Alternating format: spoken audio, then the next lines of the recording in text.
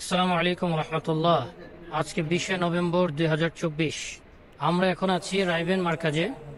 এটা হচ্ছে রাইবেন মার্কাজের পুরান ভবন। আর ঠিক আমার পিছনে হাজী সাহেবের কামরার দিকে যাওয়ার দরজা।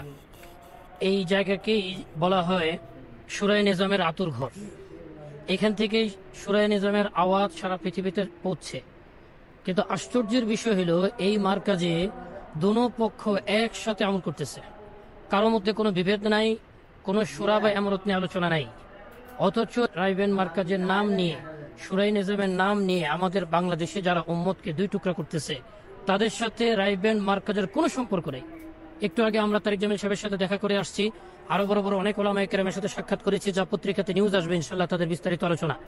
কিন্তু কেউ এক পক্ষের কথা বলতেছেন না, উভয়ই দুই পক্ষের হেমায়েত করতেছেন, তাইদ করতেছেন। এই কথাই বলতেছেন যে যে যে পক্ষে থাকো কোনো সমস্যা নেই, কিন্তু অপর পক্ষকে তোমরা বাতিল বলবে না, গোমরা বলবে না, খারাপ বলবে না, তাদেরকে বাধা দেবে না। এই কথার উপরেই পুরা রাইবেন মার্কাজের সকল সাথী এবং মুরব্বী।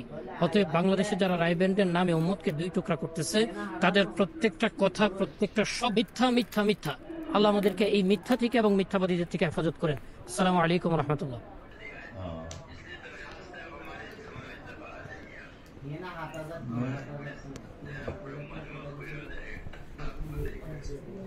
हाँ, ये अभी क्या नाम है तुम्हारा विवाह?